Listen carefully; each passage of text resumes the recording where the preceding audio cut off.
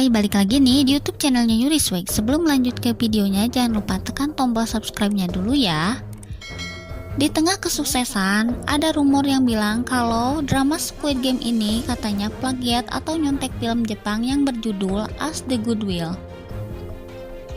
Makanya, Mimin hari ini akan membahas sedikit alur cerita dari film Jepang yang tayang pada 2014 lalu.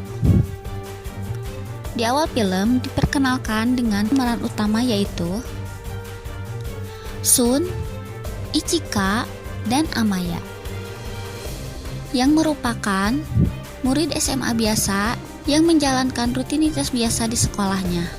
Cenderung flat atau membosankan gitu ya guys. Dan mereka pun berharap kalau ada sesuatu yang menarik atau luar biasa yang terjadi di hidup mereka. Sampai suatu pagi saat pelajaran dimulai, tiba-tiba ada seorang guru yang kepalanya meledak dan muncul sebuah boneka bernama Daruman. Dari sinilah petualangan mencekam anak-anak itu dimulai.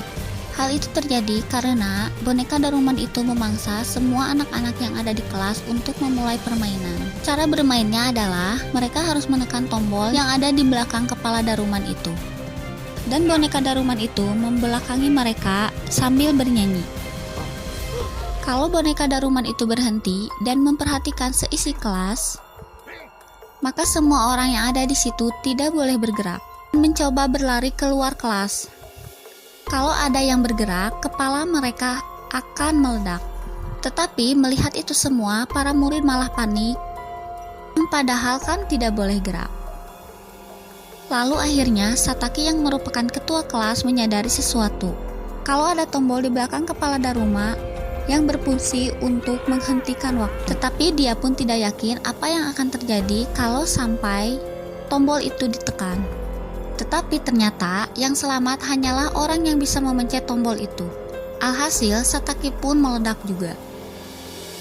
Saat selesai, Ichika dari kelas sebelah menemui Sun. Rupanya Ichika juga adalah orang yang berhasil melewati game itu. Mereka berdua akhirnya mencoba keluar dari gedung sekolah dan melapor polisi.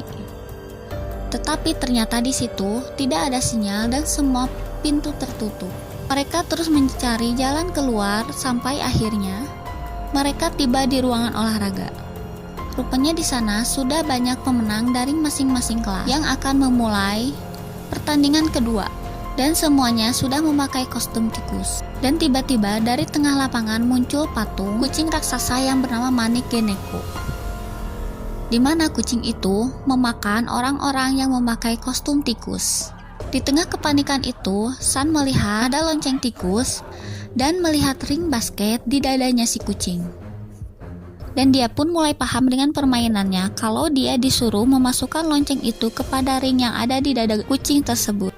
Lalu di sana pun ada seorang siswa yang jago main basket, mencoba memasukkan lonceng itu ke ring basket yang ada di kucing itu. Tiba-tiba kucing itu menangkap lonceng itu dan melemparkan loncengnya ke siswa tersebut sampai-sampai siswa tersebut pun meninggal. Di sanalah si kucing itu mendadak beringas dan menerkam semua orang. Akhirnya San pun mempunyai rencana untuk membungkus lonceng tersebut dengan bola basket dan mencoba melemparkannya. Lemparan itu pun hampir meleset, tetapi ada seorang siswa yang bernama Amaya berhasil memasukkan lonceng itu kepada ring tersebut. Sampai permainan itu dianggap selesai. Tetapi ternyata si Amaya ini sangat ambisius. Dia mencoba mengejar siswa-siswa lain yang selamat dan membunuhnya. Hingga tersisa hanya mereka bertiga aja. Di luar sekolah ternyata tersiar kabar kalau murid sekolah SMA di Jepang diteror oleh permainan misterius dan pemenangnya itu diculik dan dimasukkan kepada kotak besar. Yang anehnya kotak itu melayang-layang di langit. Pemerintah pun tidak tinggal diam, mereka mengirimkan pasukan militer untuk mencoba melepaskan para anak SMA yang ada di kotak melayang itu. Tetapi mereka tidak menemukan jalan masuk untuk mencoba menyelamatkan para siswa tersebut. Di sisi lain diperlihatkan ada seorang gembel yang sedang berjalan di suatu tempat. Dia pun melewati elektronik yang sudah rusak, tetapi saat dia pegang, elektronik rusak itu menjadi berfungsi kembali seperti semula. Di dalam kotak misterius, Sun yang terbangun setelah menang, dia melihat ada seseorang dari sekolah lain yang merupakan pemenang juga seperti dia. Ternyata itu teman masa kecilnya yang bernama Takashi.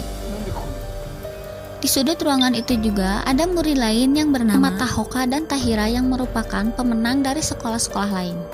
Tidak lama kemudian, masuklah 4 boneka kayu dari permainan Jepang yang bernama Kokeshi untuk mengajak mereka bermain. Kali ini permainannya sederhana, mereka hanya menebak boneka apakah yang ada di belakang mereka.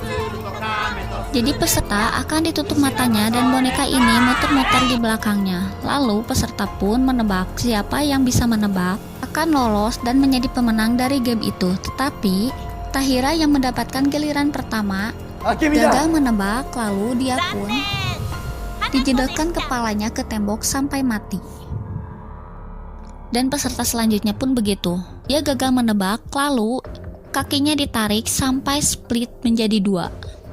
Pemain selanjutnya yaitu Takashi, tetapi si Sun ini menawarkan diri sendiri untuk bermain lebih dahulu. Singkat cerita, dengan kecerdikannya si Sun ini berhasil menebak boneka apa yang akan di belakangnya dengan cara dia mencoba mendengar boneka apa yang ada di belakangnya. Karena di sini Sun menang, permainan pun berakhir. Lalu para boneka tersebut pun hancur dan meninggalkan sebuah kunci. Sun dan Takashi keluar dari ruangan itu. Mereka pun mendengar ada seseorang yang sedang berlari. Ternyata itu adalah orang-orang yang sedang dikejar oleh boneka kayu itu dan akan membunuhnya. Melihat itu, mereka pun bergandengan tangan untuk mengusir boneka tersebut. Di sana juga ketahuanlah kalau Takashi ini suka sama Sun. Saat melanjutkan perjalanan, di sana ada kepala boneka besar dengan 7 lubang kunci yang harus diputar oleh mereka secara bersamaan. Akhirnya mereka bertujuh memasukkan kunci itu dan memutarnya bersama-sama. Setelah terbuka, mereka disuruh mengganti baju mereka untuk ke permainan selanjutnya. Di luar kotak, ternyata semua aktivitas mereka disiarkan langsung dan masyarakat melihatnya dengan antusias. Sedangkan di dalam kotak, para peserta masuk ke sebuah ruangan yang bersalju yang dijaga seekor beruang kutub yang bernama Shirokuma. Mereka akan beradu permainan kejujuran. Mereka akan diberi pertanyaan dan harus menjawab dengan jujur.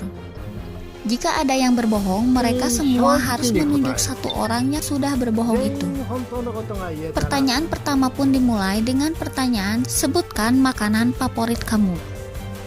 Setelah semua menjawab, ternyata si beruang bilang kalau di situ ada yang berbohong dan harus menemukan siapa yang berbohong. Setelah berdebat, akhirnya satu peserta dituduh dia berbohong karena dia menjawab kalau dia suka sekali dengan seledri, dan menurut yang lain aneh banget kalau ada seseorang yang suka seledri. Karena ditetapkan menjadi pembohong, si peserta pun dibunuh oleh si beruang.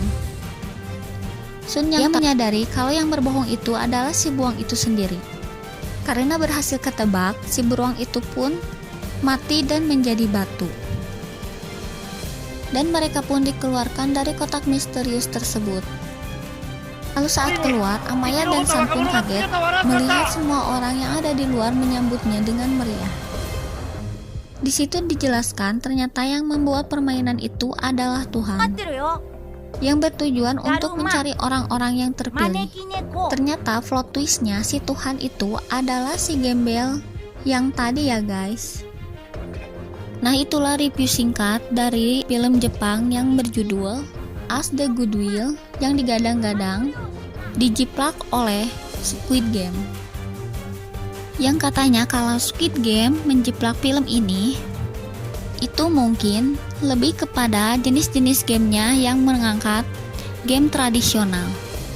Bagi kalian yang udah nonton drama Squid Game, gimana nih? Apakah benar drama ini mirip banget dengan film Jepang tersebut? Komen di bawah ya guys.